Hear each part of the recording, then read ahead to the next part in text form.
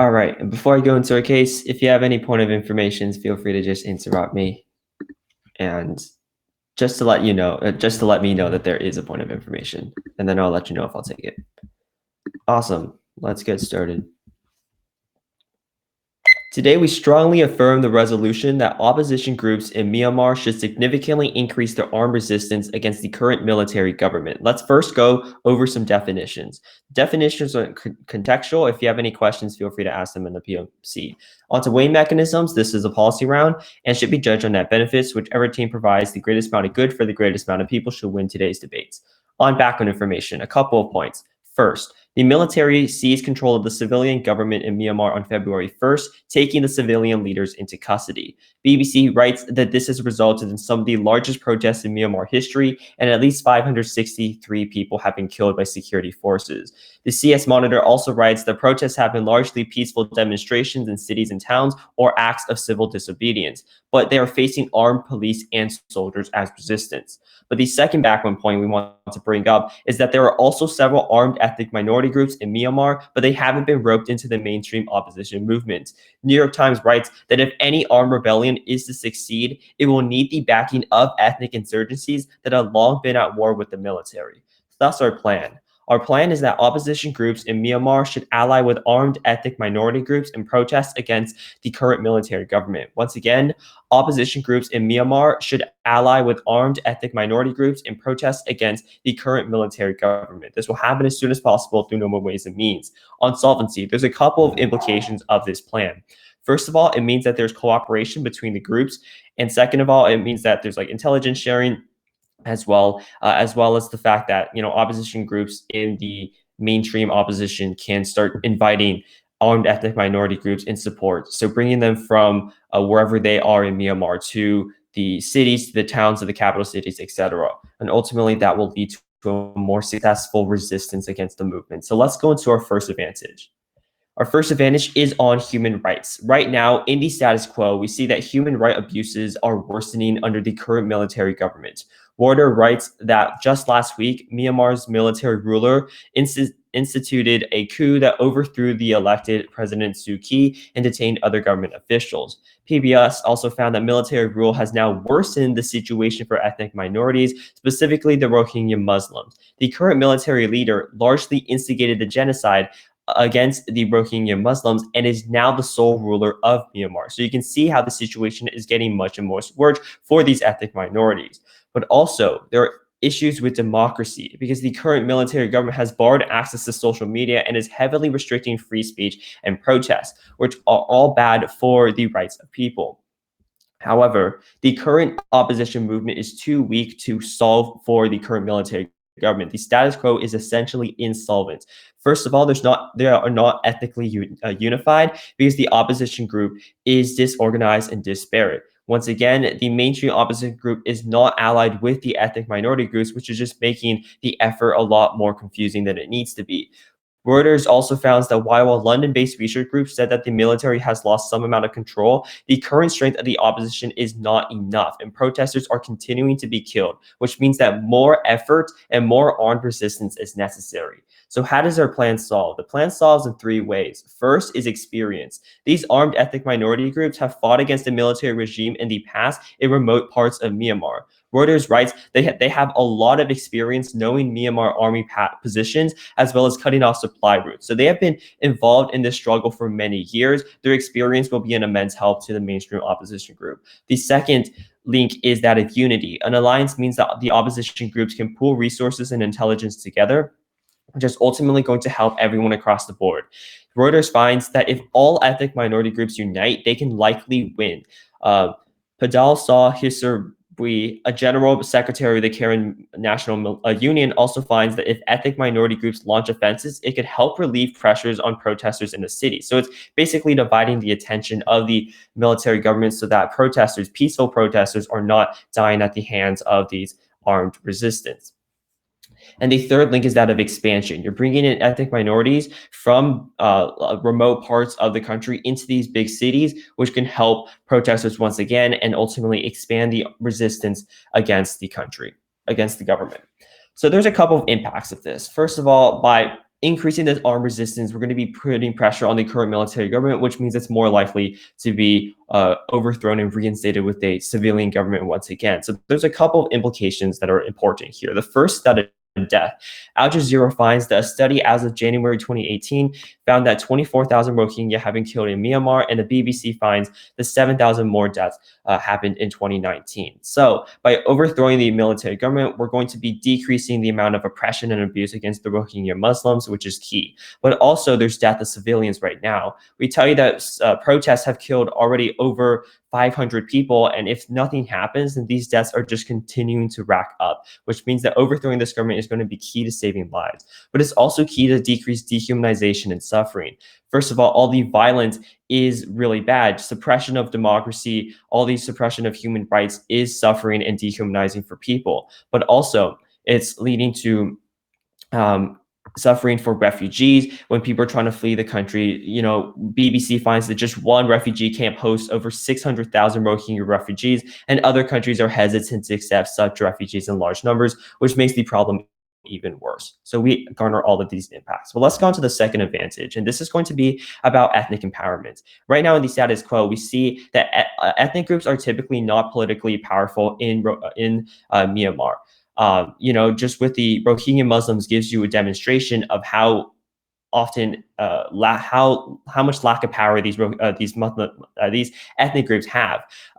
Even with the civilian governments, they were not empowered to do much.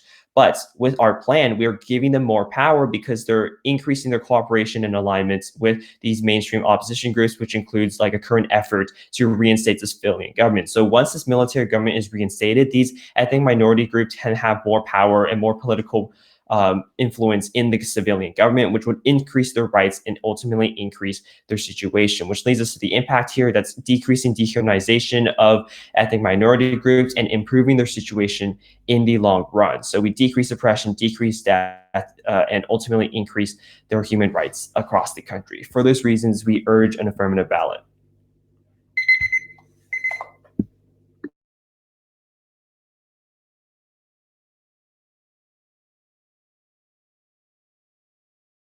Okay, I'll be the leader of opposition, and my time will start now. So I'll just start off with our counter plan, and then I'll get into our contentions, and then after that I'll go into the affirmative. So starting off with our counter plan, we have a mandate with 3 parts. First one being we would advocate for increased targeted economic sanctions on leaders of the military coup from Western liberal democracies. Second part would be we would also advocate for an arms embargo on the military leaders. Thirdly, we would advocate for economic sanctions on Myanmar industries with direct ties to the military coup, such as like the jade and mining industry. Our actor is opposition groups in Myanmar, funding, normal ways and means, and the time frame would be immediately. So first, why is the West likely to impose these targeted sanctions as asked? First of all, they have a principled duty to sanction undemocratic and violent governments. Secondly, it's a bad reputation for them to sell arms to a violent dictatorship, which is currently happening in the status quo. And thirdly, all-out war is extremely unlikely because the military coup in Myanmar is in no way strong enough to go to war with Western liberal democracies. Second part, we understand that government team can perm our counterplan. What we're advocating for is our counterplan without the government team's plan. So we're saying that there's more merit to running our counterplan without government team's plan and running it alone rather than running the two of them together. If we can prove to you that targeted sanctions work, which we will, then both sides of this debate have solvency if government team perms our plan. Under that logic, opposition believes we should pursue solvency without escalated violence, which we believe comes out of their side. In other words, we have solvency with less civilian death.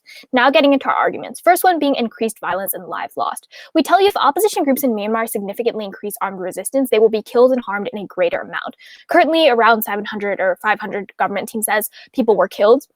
A military coup is specifically cracking down on resistance groups and bases specifically. Therefore, increasing resistance and increasing arms increases military concentration on attacking these areas, which means increased deaths with no real positive outcome. Government team hasn't given us any mechanisms as to why we should actually believe that this armed resistance has the ability to overpower the military coup. They just tell you the merits of giving them arms, but they don't tell you why we can actually overpower the military coup.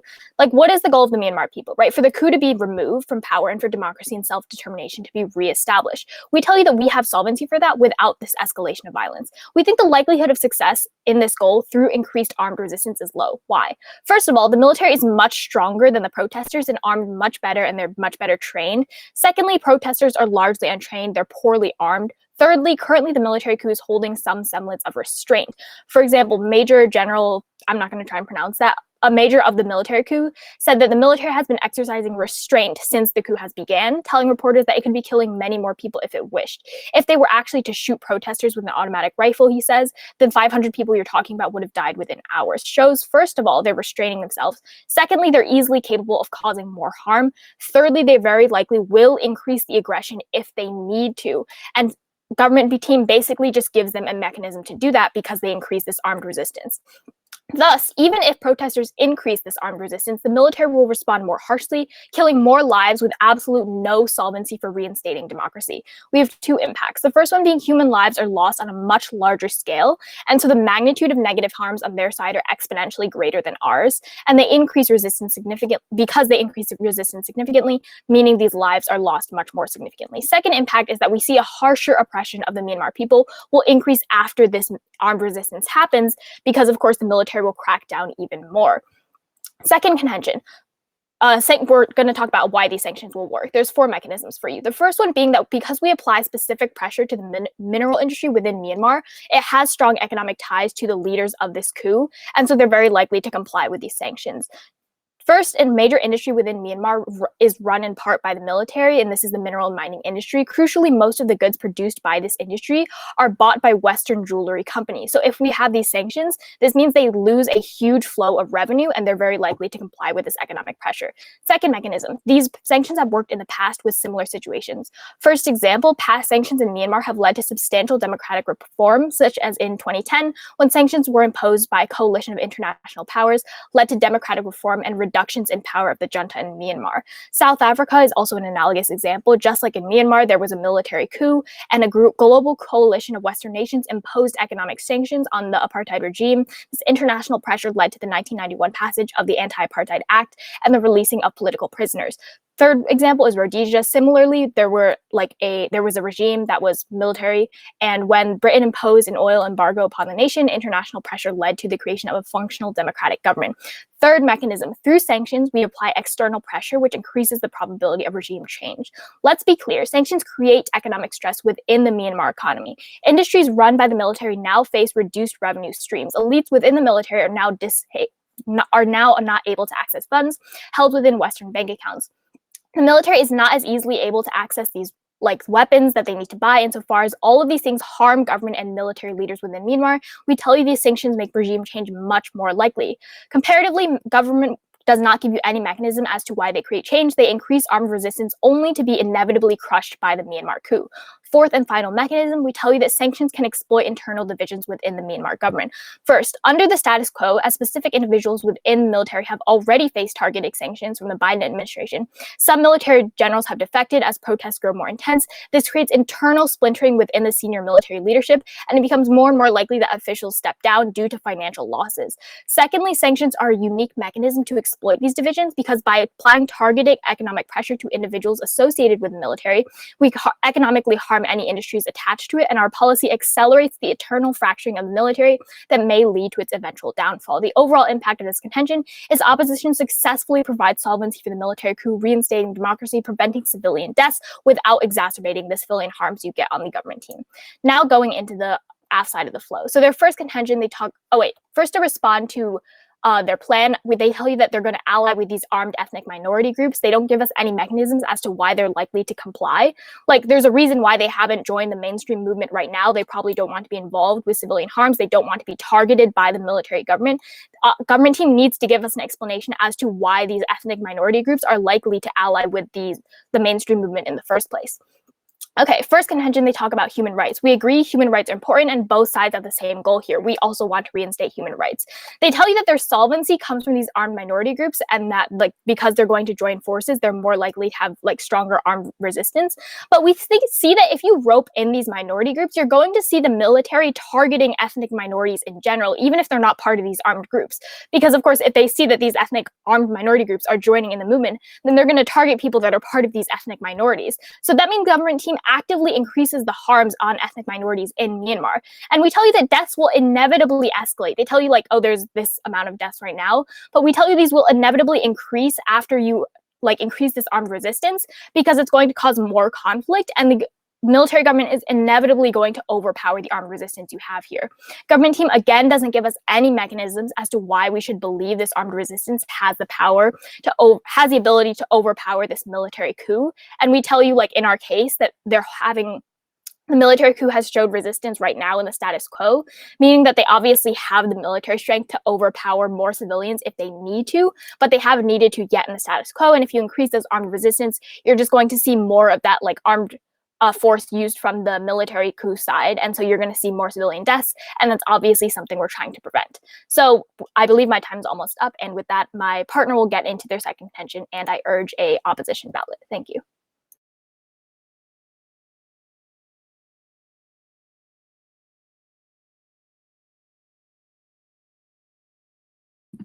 All right, so the order for my speech is going to be the counterplan, and then the second neg argument, which is essentially just sanction solvency, and then the disad on deaths, and then going to the AF case in the order in which it was presented. Wait, sorry, can you repeat that one more time? Yeah, Sorry. so counterplan, and then the second disadvantage or the extended argument on sanction solvency, and then the first disadvantage on deaths, and then top of case 2 advantages.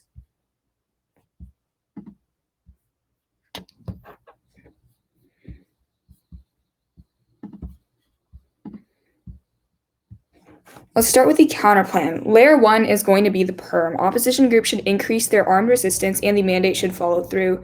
They tell you that there's no perm because there's net benefits to doing the counterplan alone, but we're going to be seeing that because the opposition groups have a high probability of success, that's a net benefit to the perm. But layer 2 is going to be us proving to you why the counterplan alone is not going to solve.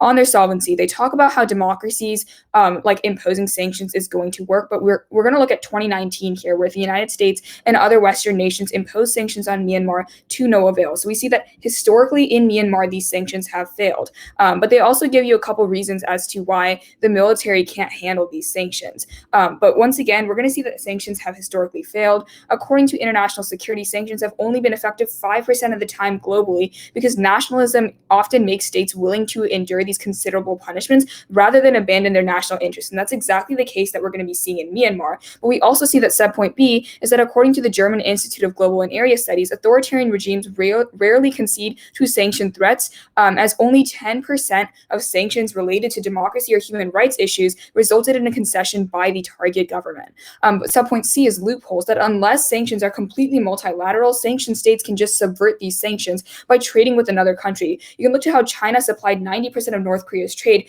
and we also see that relations between China and Myanmar are growing, which means that sanctions are only going to push the military to further align with countries like China. But subpoint D is the turn, that if anything, sanctions increase the nationalist legitimacy of the target government by giving them a common enemy and a scapegoat, which solidifies the military's power. The second response here is going to be that sanctions only hurt civilians. We see that since states rarely succumb to sanctions, these regimes will usually just divert the economic cost to ordinary citizens and use the remaining resources to support themselves and uphold their own government. So the warrant for this is the Iraq War, that according to Gordon Gale, the number of children under 5 who died directly because of sanctions is between 670,000 and 880,000 children. But the third response is Myanmar specific, that sanctions just serve as propaganda that shows that democracy is bad. This will only increase anti-Western sentiments and push back against the United States. We can see that the sanctions of 2011 on Myanmar caused more military bribery, but subpoint B is that this also happened in 2016 with EU sanctions on Myanmar, which caused anti-Western sentiment, and they saw an increase in military recruitments. So at the end of the day, we see that sanctions on their own are simply not going to solve, and if anything, they're going to make the situation worse. Yeah. So just to clarify, are you perming the counterplan or no? Layer 1 is the perm. The perm is just a test of competition, so the counterplan doesn't become part of our advocacy, but layer 2 is showing why the counterplan on its own is not going to be able to solve for the problem. Okay. On the disads.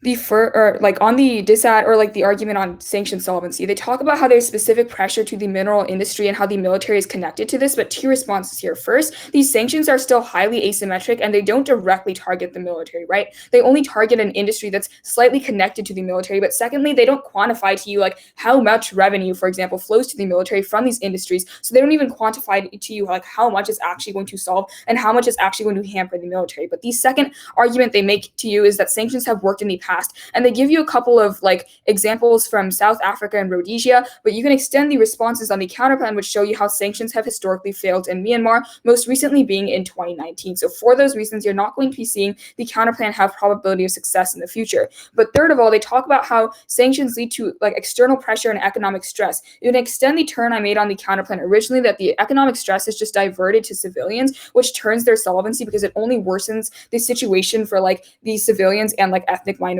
there. But fourth, they tell you that they're going to exploit internal divisions in the Myanmar government and how some generals have defected. But our plan accesses this too. If some generals already have defected because of current peaceful protests and the current state of opposition groups, then increasing resistance makes this even more likely. So at the end of the day, we're going to be seeing that sanctions, like at best, aren't going to solve, and at worst are going to actually make the situation worse, whereas our plan is the only risk of solvency.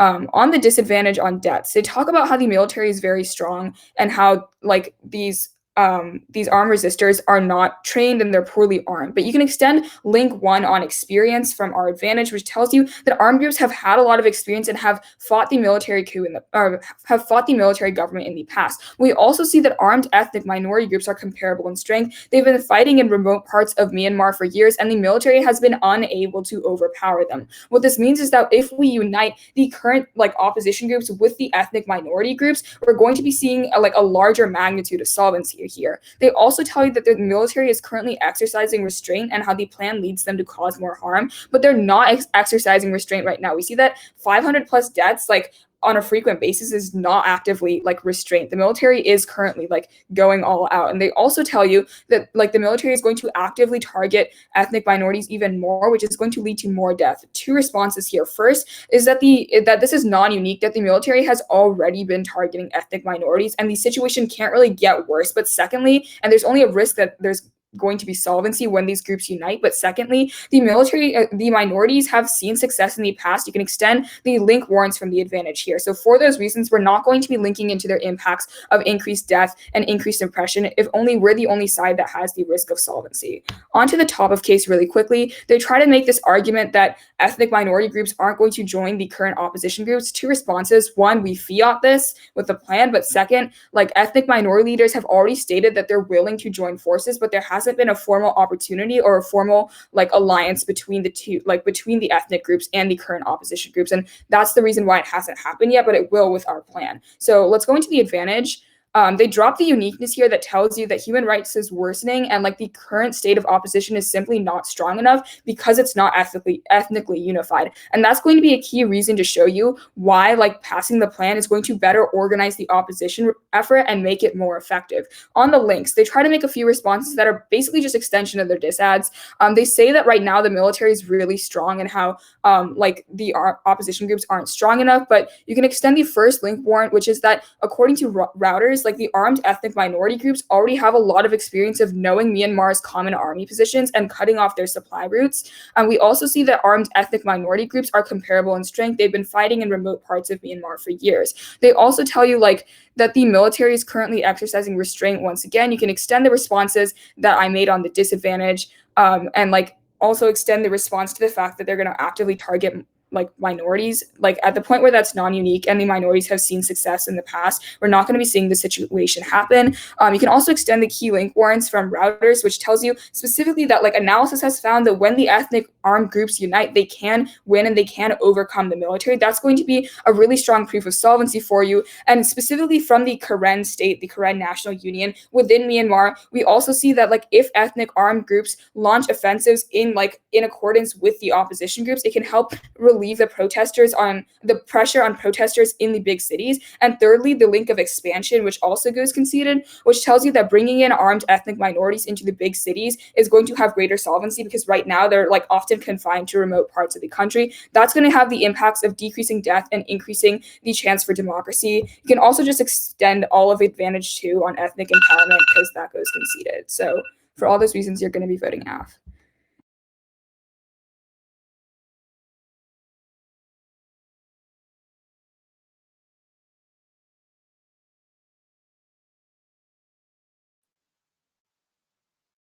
Okay, is anyone not ready? Okay, I'll take that as a no. I'm going over some top of case stuff, and then I'm going to go over into their case and then back into our case. I like POIs verbally, by the way. Okay, time starting now. So to quickly go over the perm that they essentially saying, like they were saying, they can perm our plan, but also that they don't want to perm our plan. So just like in defense of the sanctions idea, for the first argument against it, they basically said like, oh, empirically sanctions haven't worked in the past. There's like 5% of sanctions worked, but like in reality, you really can't generalize sanctions and say that they don't work. Like they only defend this saying like nationalism is going to it's just going to be nationalistic and it's not going to help. But in reality, like it's going to happen because there's going to be a benefit because there's targeted economic sanctions on individual people. They try to say like empirically it hasn't helped, but there's a distinction between targeted sanctions and the sanctions that have been previously imposed, which are just more general blanket sanctions, and also were more individual and unilateral, and as opposed to multilateral, as we're proposing now as the entirety of the West, and also like Europe included, and any other countries that would be like any other countries that would be interested in restoring the human rights in Myanmar. So they like also don't respond to the empirical example. Well, they do respond to the empirical examples, but all they say is like, oh, this is just like one example, but then there's been other examples. But again, you can't just generalize that sanctions will never work, because we provide examples of very similar situations with like South Africa and Rhodesia, where they have worked. So like we've shown in the PNC how military sanctions, where they have been targeted against these military leaders specifically, have already caused benefits and have already seen these like military leaders been stepping down due to financial losses caused by these targeted sanctions. Okay, moving on to the next, next point they served. They essentially said that like the pressure to the mineral industry part is a failure and that our information is unquantified. We're not really like we don't have quantifiable information because 20 minutes like is a limited time. But we've seen like the relations to the military and the mineral industry is pretty strong, because the mineral industry is like a strong backer of the military. That's the point we're trying to get at. So if we're able to impose sanctions on this mineral industry, then we're going to be cutting off another source of income for the military.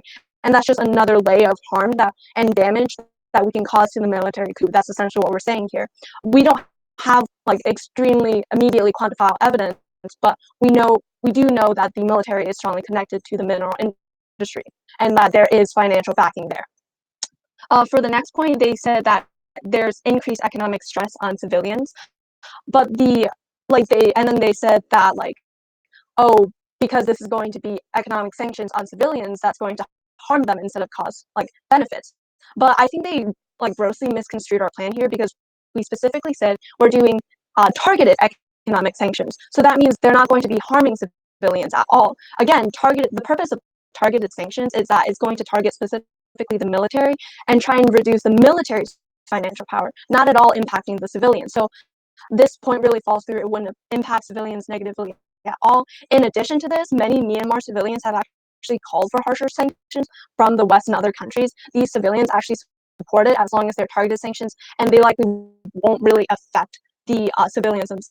themselves. Also, they say that the sanctions have this like domino effect, and it will become like more and more like do more and more harm, but they don't really explain how this happens. Okay, so now that I've defended the like sanctions idea, and like I'm going to be moving on to like their case.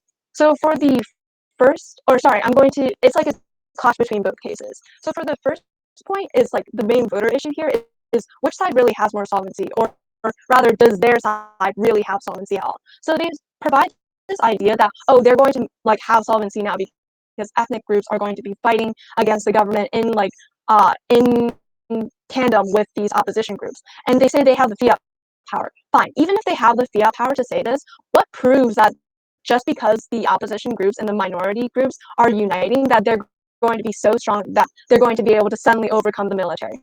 Let's face it, they've said that like empirically, oh, these minority groups have been fighting it successfully against the government in remote areas in the past. But first off, let's analyze this. First, it's in remote areas. That means the military coup likely isn't going to be concentrating on these ethnic minorities that have been successful. That's why they're not really, like, they have been successful, because the military coup doesn't really see them as a proper threat yet. They aren't really fighting against them with their full strength as they would once they all unite and try to fight against the military, right? Because currently, like, sure, they might be resisting, but they're resisting in smaller areas, in remote areas where there's not of power, not a lot of control and oversight from the military. So once you have these, like, and in addition to this, if these minority groups are so strong as the government team proposes, then why is there a military coup currently? Why haven't they already like overthrown all the military coup in the areas that they're in? And also, why would they really, like, would this union really give them enough power to overthrow the military? Because again, they never respond to our argumentation and linkage as to why like this really wouldn't be successful. Like, first off, the military is much stronger than the protesters and much better armed. Like, they never argue against this idea, and also they never argue against the idea that the protesters are much like lesser trained and poorly armed. So clearly, even if we have the power of these ethnic minorities,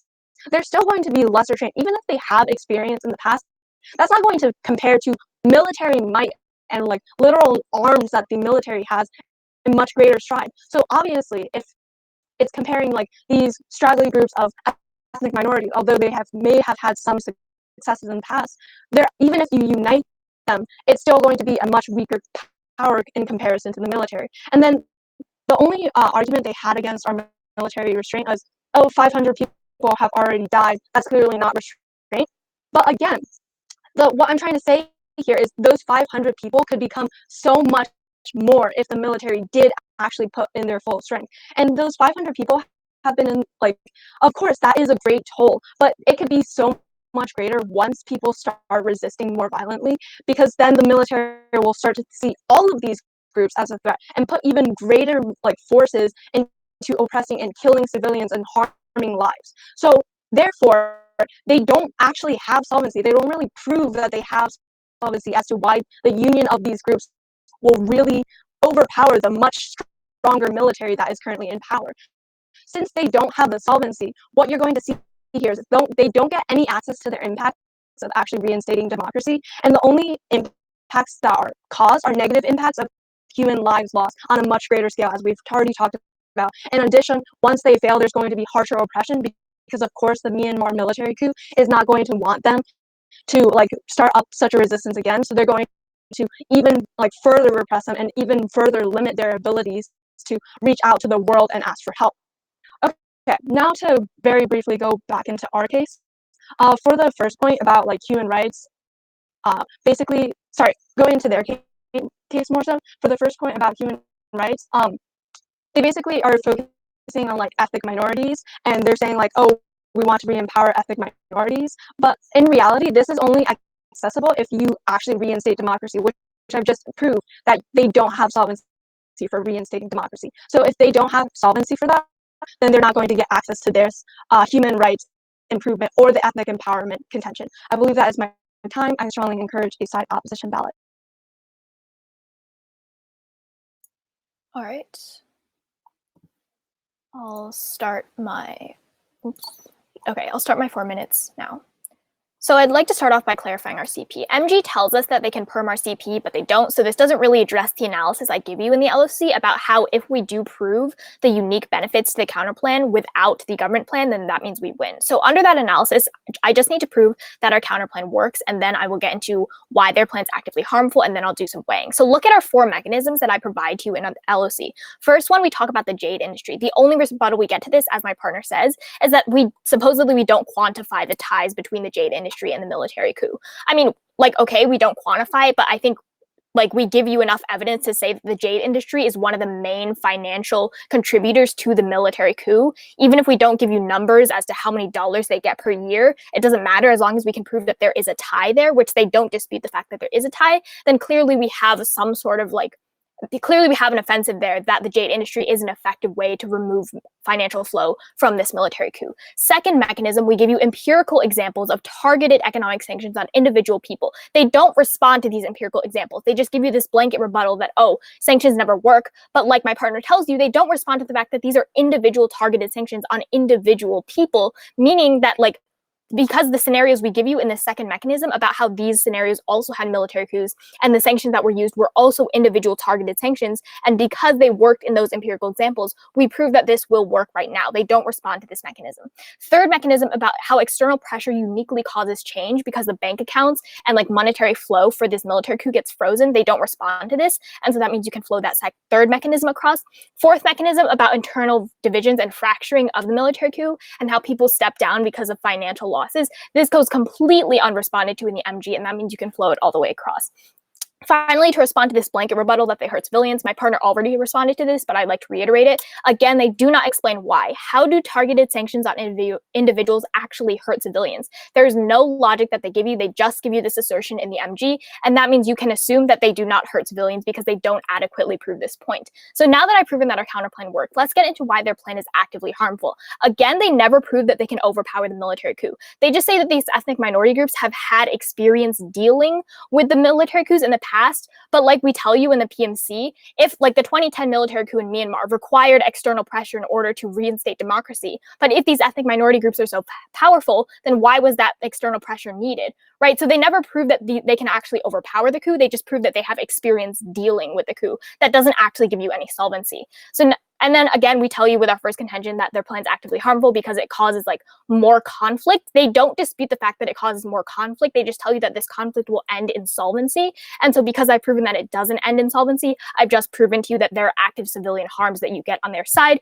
Because again, like once you increase the armed resistance, that means you're going to get more armed pressure from the military. More people will die. That's negative harms on their side. So now getting into the weighing mechanism, which is net benefits to the Myanmar people. We tell you that both sides have solvency here, or sorry, our side has more solvency because we give you this unique way that they do not perm. They tell you they can perm it, but they're not going to.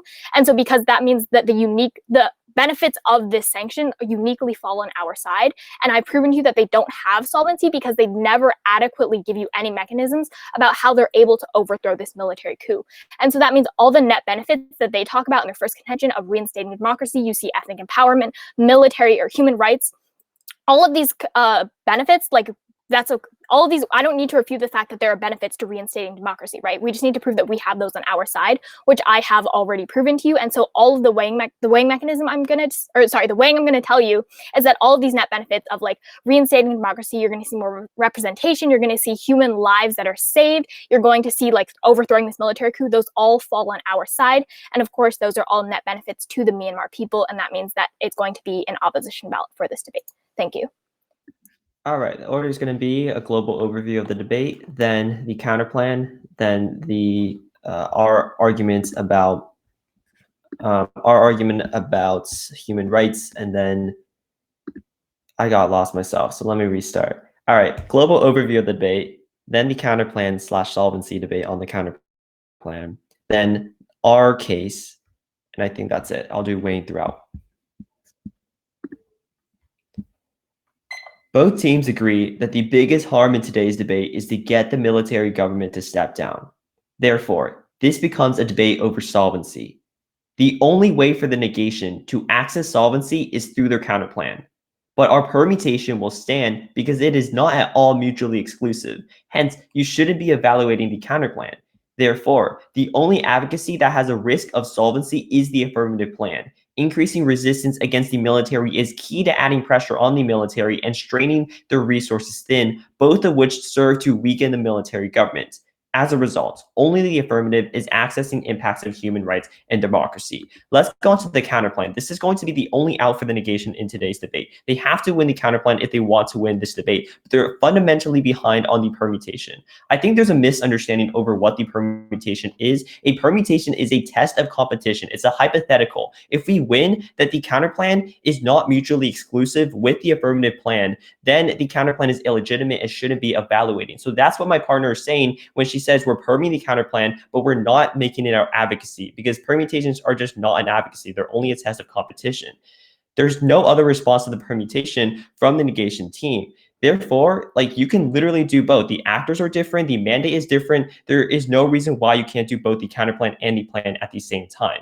But there's also a key reason why the permutation is better than just doing the counterplan alone, which my partner tells you, in that sanctions alone have a very low chance of solvency. So the more pressure you add on the military government through sanctions, through armed resistance, the more likely it is to solve. So there's two layers on the permutation in which we're winning here. First is just the theoretical layer. It's not mutually exclusive. There's no net benefits to doing the counterplan alone that's articulated by the negation. But second is that there is a net benefit to the permutation, is that the more pressure you have, the more likely the military government is to concede, which means that we're fundamentally winning on the permutation here. And therefore, we prove that the counterplan is not mutually exclusive, it is not competitive with the plan, and you shouldn't be evaluating the counterplan in your decision. But let's move on to the other layer. Even if you buy that the counterplan is legitimate, they're still not going to be winning on the solvency layer. My partner gives you multiple reasons about how sanctions just aren't effective. They tell you that you can't generalize these statistics about 5% or 10%, but we have three responses against that. First of all, you also can't cherry pick examples in which they do work. Sure, sanctions might work 5%, but yeah, then you can pick the three instances in which it does work. You have to look at sanctions as a whole and understand that they're a very poor tool of foreign policy. Our second response is that it's better to look at overall statistics to get a better picture over the efficacy of sanctions as a whole. So even if you're trying to weigh these two statistics about their empirics versus our empirics, you should be preferring ours because we give you a more general picture that applies broadly to sanctions as a whole. But our third response here is that you can extend my partner's specific analysis that sanctions on Myanmar have failed in the past. You can look at the previous sanctions against the military regime back before 2011 or in 2019 when the Rohingya crisis occurred. These sanctions are similar. They were also targeted sanctions. They were also things that the negation is trying to do with their counterplan, but they also didn't lead to any change. So there's multiple reasons to believe why sanctions themselves are a very ineffective foreign policy tool. But you can also extend the other responses we give against why sanctions are inherently ineffective, which is loopholes. China is going to just continue trading with Myanmar. Myanmar is just going to grow closer to China. China basically resolves all the pressures that sanctions would otherwise impose. But they quickly on civilians, sanctions do hurt civilians. Even if it isn't targeted against civilians, the effects are ripple down. If they're targeting the mineral mining industry, then the military governments are going to basically ripple down that economic hurt onto civilians. But let's go on to our case. Now, there's this big contention over our case about whether ethnic groups are strong enough to inflict change. However, we have multiple reasons. First of all, the entire point of our case is that together, these ethnic minority groups with the current opposition movements are able to have enough strength to overcome. Sure, individually, they might not be strong enough, but together, they will come together. They will do better. But second of all, you can extend our historical experience as well. They know the Myanmar army positions. They have experience cutting off their supply routes. So all this experience coupled with acting together will be enough to overthrow the current military government. Ultimately, extend our links about unity, about experience, about expansion. All of these are key to adding more and more pressure on the military government that will eventually get them to concede. So when we do some weighing at the end, we're going to be weighing on probability because sanction probability is very low, just 5 to 10%. While with our plan, we give you analysis as to how intensive military pressure and offensive will lead to the military backing down. So on a question of solvency, the plan is more likely to solve.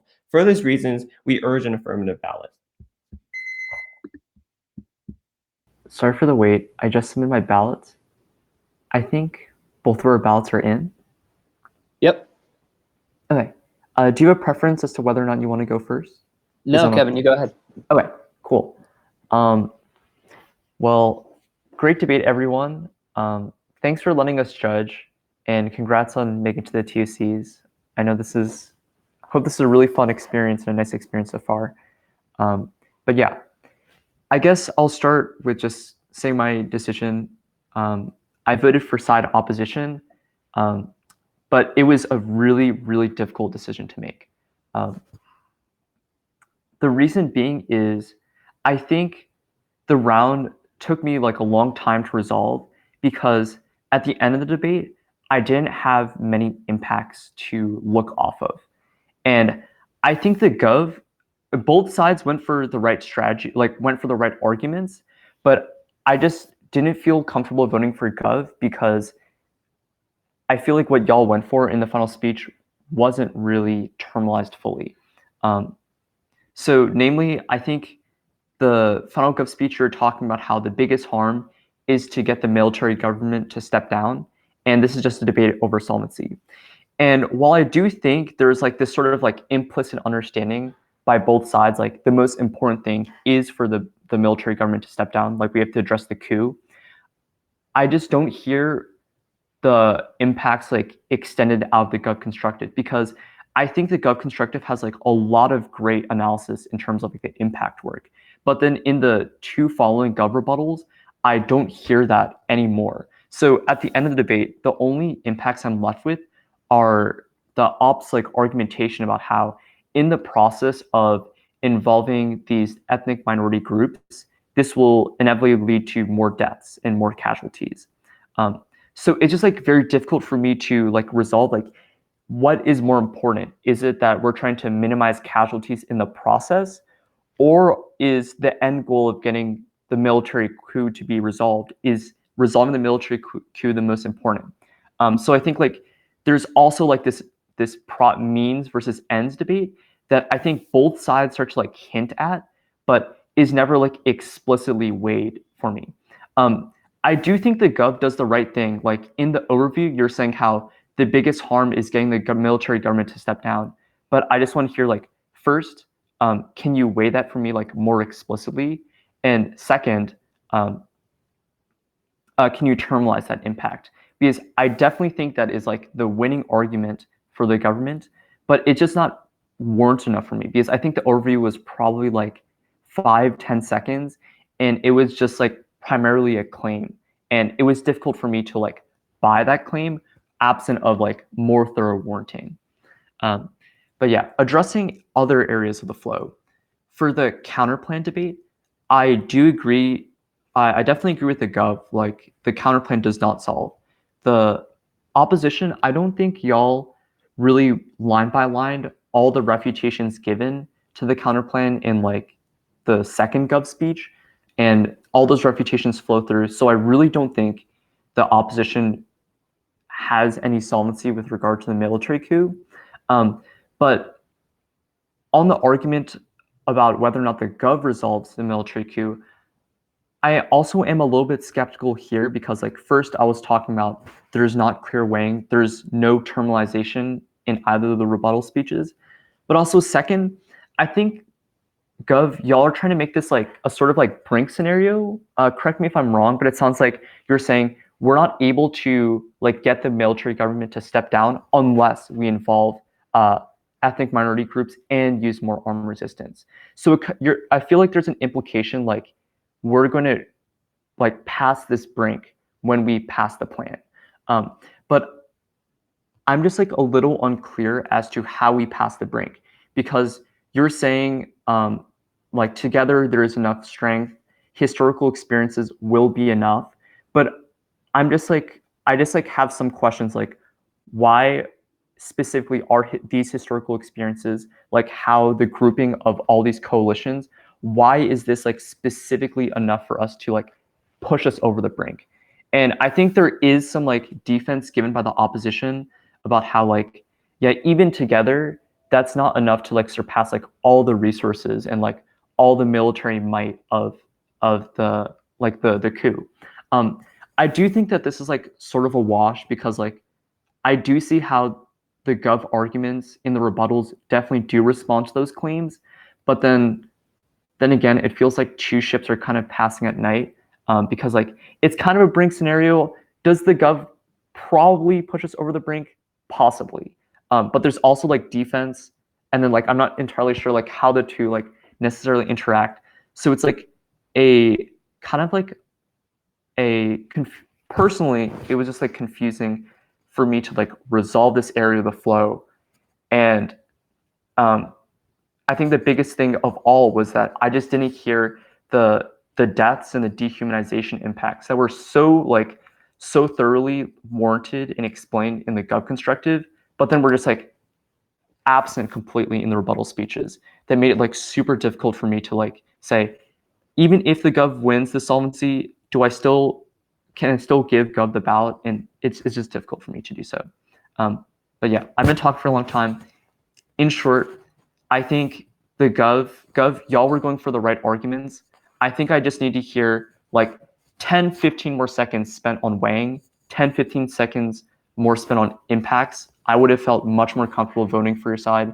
But yeah, I was won over because basically the only terminalized impacts in the end of the debate were how in the process, more people die, and that's bad. But yeah. Other than that, great debate, y'all.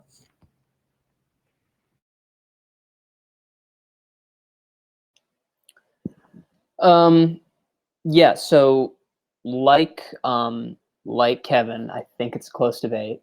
I echo a lot of the concerns he raised about weighing and impacts. I did feel like in a number of cases there were ships passing in the night, and I think Kevin's description of what is the real kind of point of solvency in this debate? Are we talking about getting rid of the government, or are we talking about kind of reducing civilian death as much as we can? Because I agree, civilian death only really comes out in that first gov constructive. However, having said that, I pick up gov. So it's a split ballot. The reason I pick up, sorry, my cat's being very, no, come on, I'm not feeding you. The reason I pick up gov is I think PMR does a fairly good job of crystallizing the reasoning I end up adopting. One is also a point that I think Kevin made is I don't think that the op counter plan provides solvency. I also don't I don't really like voting on a pure theory basis. So this is part of my reasoning, but not all of it. I don't really think that stop it. Sorry, guys. I don't really think that op can kind of have it both ways. I mean, they're offering a plan that could theoretically live within government's world. Their attempts to get around that theoretical obstacle is to say, well, we think that our plan has more solvency if you don't implement government's plan, if you only implement our plan. I didn't hear any analysis on why that was true. It was kind of said at the top of LO, but I didn't actually hear analysis as to why having a combination of armed resistance and sanctions is worse than having a world with just sanctions. And because I don't hear a lot of that, it becomes a little bit easier for me to think, well, okay, I mean, yeah, there are undoubtedly harms on the government side in terms of civilian death, greater military retaliation, etc. But I'm also being told by op that a lot of that can be mitigated if you have things like reducing access to the jade industry, reducing money to buy weapons, etc. And I'm given absolutely no reason not to think the two can't live alongside each other. So as a result of that, just on theory, I probably could pick up gov. But as I said, I don't like voting on theory because it always feels to me like dodging the question. So on that, I also think that the points on the op plan not having a ton of solvency are well taken. I think that op can't really get out of responses to sanctions not working in the run of cases by essentially saying, well, maybe they'll work here. I think gov gives enough analysis to suggest that there might be unique aspects to this conflict in particular. So the regional dominance of China, for example, that would suggest that sanctions wouldn't be as effective. And there's also past examples of when sanctions weren't effective in this region. So then I'm left with going back to what I started on this with, and this is a bit rambling, I'm left with, okay, well, is the goal here really to eliminate the military coup or to kind of reduce overall civilian deaths? And from the kind of sense I was getting throughout the flow, the fact that a lot of those civilian and kind of human rights issues that are brought up in gov and never really touched on again, I get the sense that at the very least, op is implicitly buying into the gov construction that what matters is getting rid of the military government. And if what matters is getting rid of the military government and op's plan doesn't really have any solvency based on what I'm kind of hearing throughout the round, and I think there's some gov argument there are some Gov arguments here that go relatively untouched. I'm left to pick up Gov kind of on the margins, but I think I would definitely echo what Kevin said, that I think that it was kind of, the points of clash were not super clear, because at times the round seemed like it was about civilian deaths, and at times the round seems like it was about the military coup. Although I think I can pick up Gov on the exclusivity of the counterplan argument, I end up deciding based on my own reading of the flow, and the fact that this was like ambiguous, I think suggests where kind of the issue in the round was. But my reading of the flow suggests that both sides explicitly or implicitly adopted the framing that the clash in this round was about getting rid of the military government. And once I buy that, I think government has more solvency than op does. But it's a very, very close round. It took me a while to kind of work through as well. All right, thanks so much, guys. That was Thank really you. helpful. Good luck, guys. Yeah, Good great luck with the round, rest and of the good luck round. on the rest of the tournament. Good Bye, luck. everyone.